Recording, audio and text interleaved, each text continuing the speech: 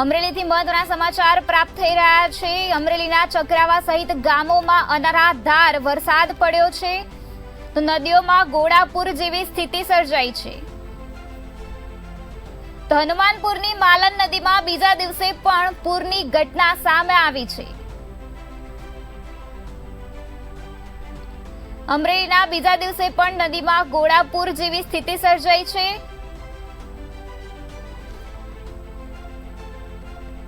તો ખાંભા ગીરના ગામડાઓના નદીઓમાં ઘોડાપૂર જોવા મળી રહ્યું છે। તો હનુમાનપુર, તાલડા, બોરાડામાં વરસાદ પડ્યો છે।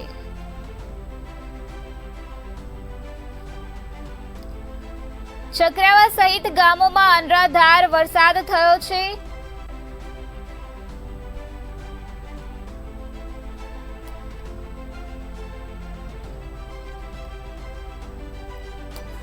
તો આ વધુ માહિતી માટે આપણી સાથે સંવાદદાતા ભાવિક જોડાઈ ગયા છે।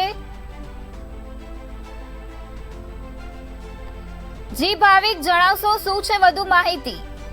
જી ચોક્કસથી જણાવી દઉં તો અમરેલી જિલ્લાના ખાંભાના ગ્રામ્ય વિસ્તારમાં સતત બીજા દિવસે પણ વરસાદી માહોલ જોવા મળી રહ્યો છે। ત્યારે ગઈકાલે પણ પૂર આવ્યું હતું અને સકરાવા ગામની સ્થાનિક નદીમાં પણ પૂર આવ્યું હતું। ત્યારે તાલેડા ગામની રૂપેણી નદીમાં પૂર આવ્યું હતું। ત્યારે સ્થાનિક લોકો જોવા ઉમટી પડ્યા હતા અને ખાંભા ગીર પંથકના ગામડાઓમાં ભર ઉનાળે કમોસમી વરસાદ પડવાથી ખેડૂતોને મોટા પાયે નુકસાન વેઠવાનો વારો આવ્યો છે। જી,